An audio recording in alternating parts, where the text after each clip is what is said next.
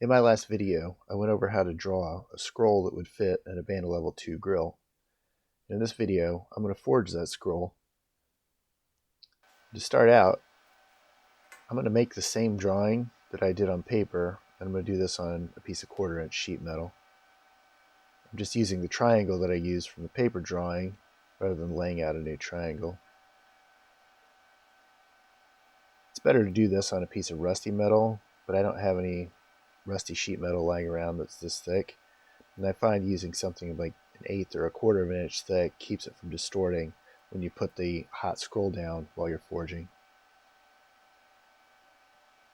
And I'm just working through, as I did in the last video, going down the triangle with each radius being a 90-degree sweep of the scroll.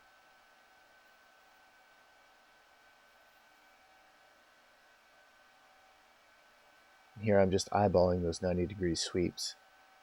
In the last drawing, I was pretty accurate in 90 degrees, trying to be exact, and here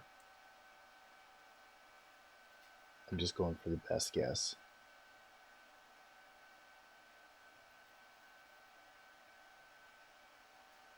Part of that has to do with I can only get so close while I'm forging, and also you can easily wipe off that chalk drawing if you're not careful. I'm just trying to set my compass to each radius as I go and just continue making that drawing on the sheet metal. Unfortunately, it's pretty cold here today, so I'm having to wear gloves. All of this stuff is pretty cold.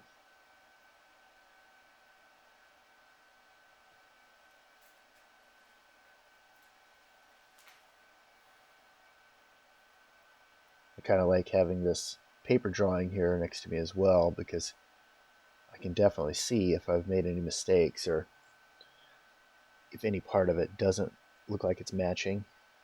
I have a visual reference right here. Just moving on to these last couple of radii.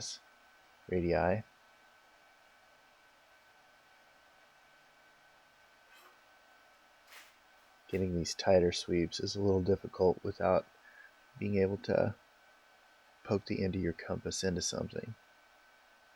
There's one reason using the rusty sheet metal is a little easier. It's not quite as slick as the mill scale is on the sheet metal.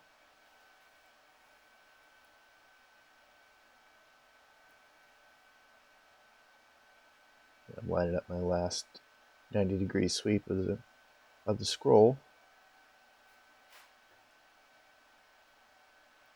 Once I get this in, that'll complete our drawing that we're going to work off of out here in the shop.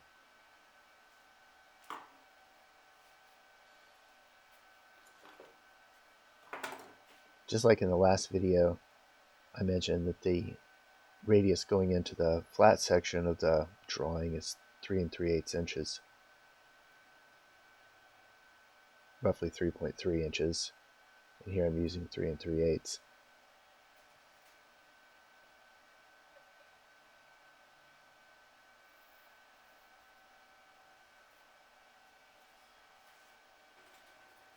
Now to compare them, they seem pretty close, at least close enough that I'm going to count it for now.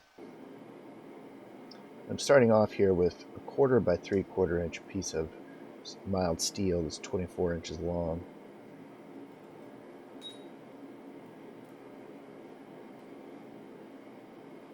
I'm measuring and marking the center point just so I can have a reference.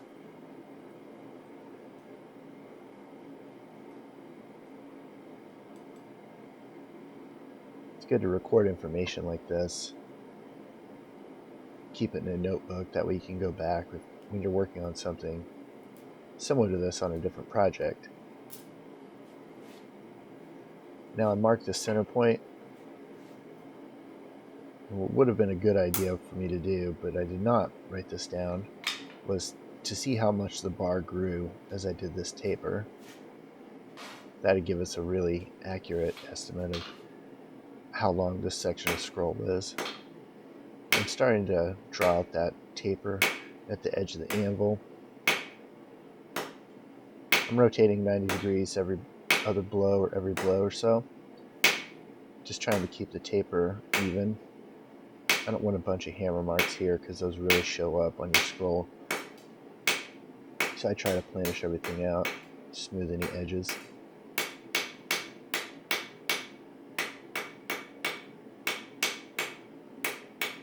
And take another heat and finish up this taper.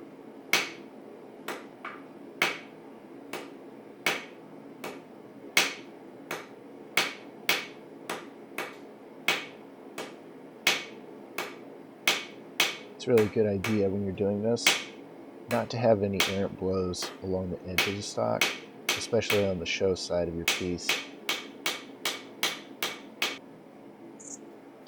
Now I'm going to start on the inside of the scroll, working at the edge of the anvil.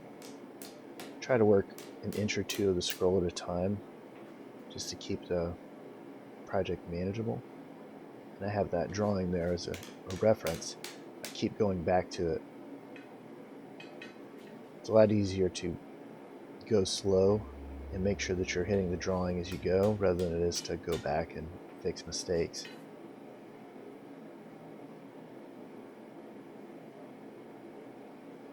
As I line it up, my stock should line up with the drawing that I've made as I go around the scroll. Here I'm using a chalk pencil. You can use these and mark your steel, and when you pull it out of the forge, that marking should still be there. And there you saw me make a couple of marks. The first two marks is the area that I'm going to be working now, and that third mark was about an equal length back on the bar. Sometimes the marks can be difficult to see when the steel is hot, but that further back mark is a little easier to see, and I know that it's about the same distance from the second mark as the second mark is from the first. So here I'm just continuing slowly working around, just trying to work in that marked area that I made.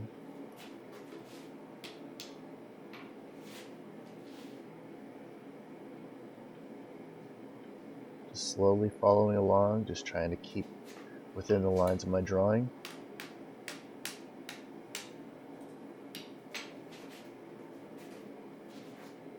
It is a little deceiving in the video here.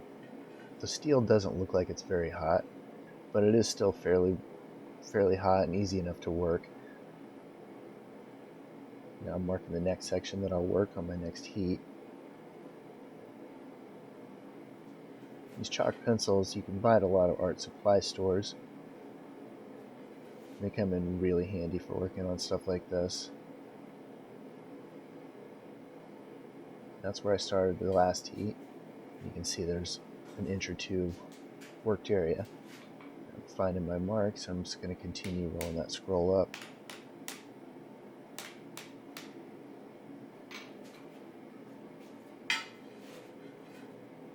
Apologize, the video gets a little awkward here.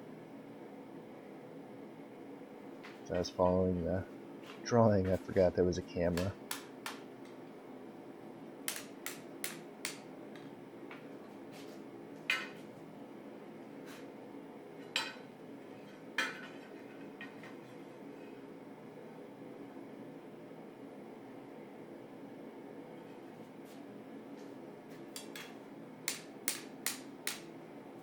It's really important when your steel is getting cooler like this.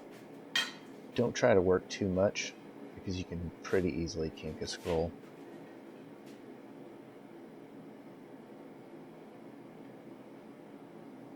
The best way to deal with kinks is just never to do them in the first place.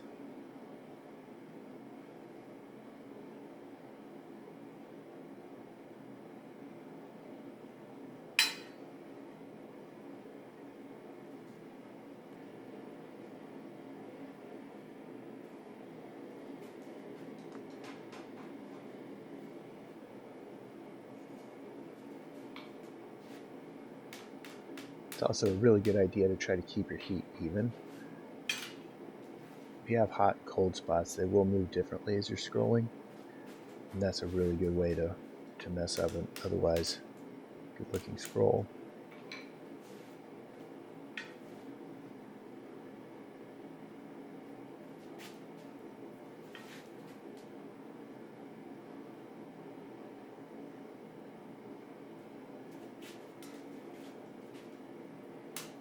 see the difference in color of that steel when it's in the shadow versus when it's in this bright light.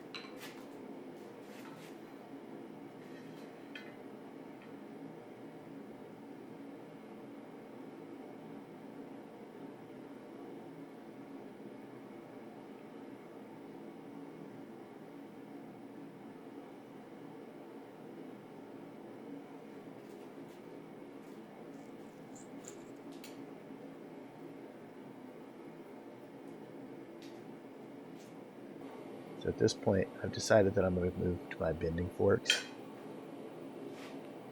It's just a little easier to work these larger parts of the scroll, like the larger radii, at least for me, to work them in a bending fork like this. Again, just work really slow, don't make large movements. It's really easy to kink a scroll whenever you're using forks like this.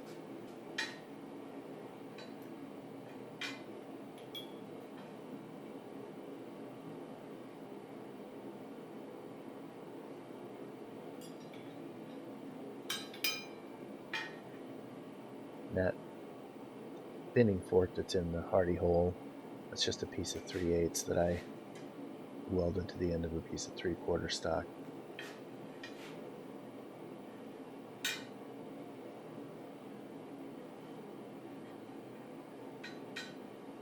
Trying to get everything on camera can get a little awkward.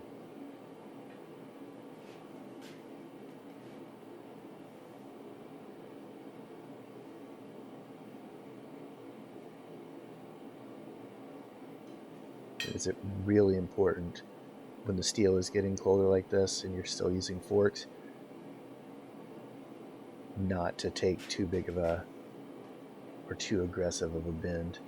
It was probably a pretty bad practice that I'm showing, still adjusting when it's at this heat. It's moving fairly easily, so I wasn't too scared, but in the past I've definitely messed up a scroll doing this.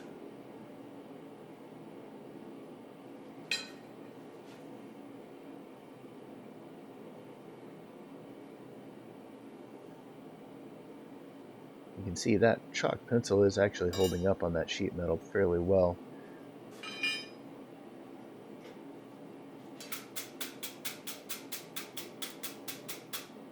Now as I'm going,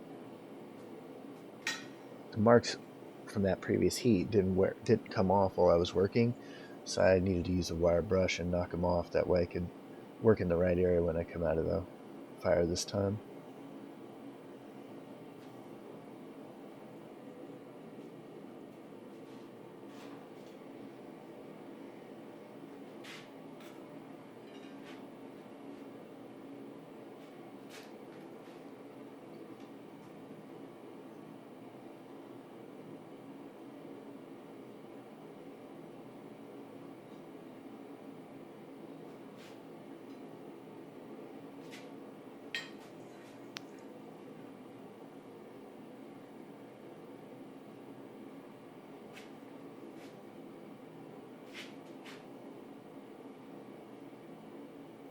Just doing little movements to adjust the scroll as I go.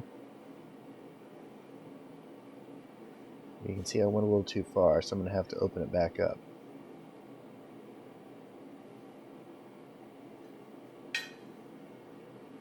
Using bending forks like this does take a little practice. Once you get used to it, it's a really nice way to adjust bends.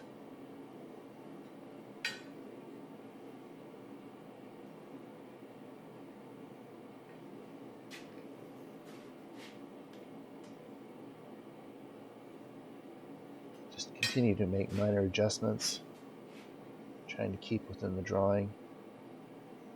As you can see, we're getting close to being done with this scroll.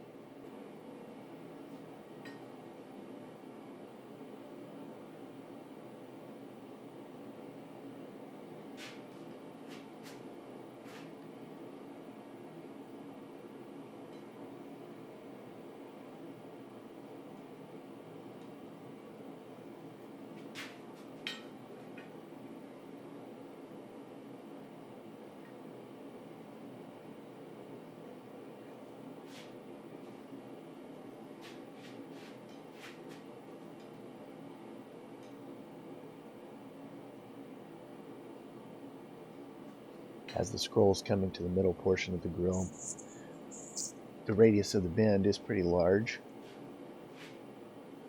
so you can use your other scrolling fork or just your hand on the end of the bar, and you can make kind of a wide transition, or I should say a wider radius bend, and help it transition into the flat section fairly easily.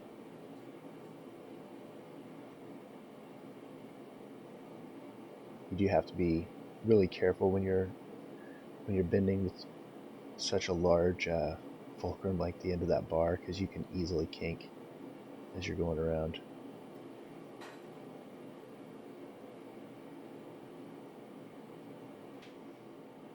Let's take one last heat here, do some final adjustments.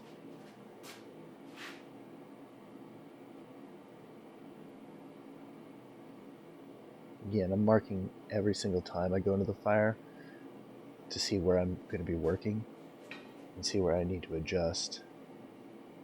It looks like we're getting pretty close there.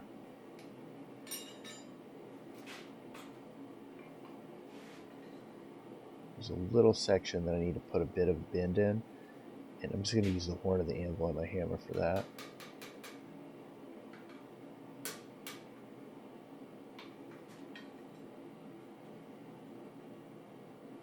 Okay.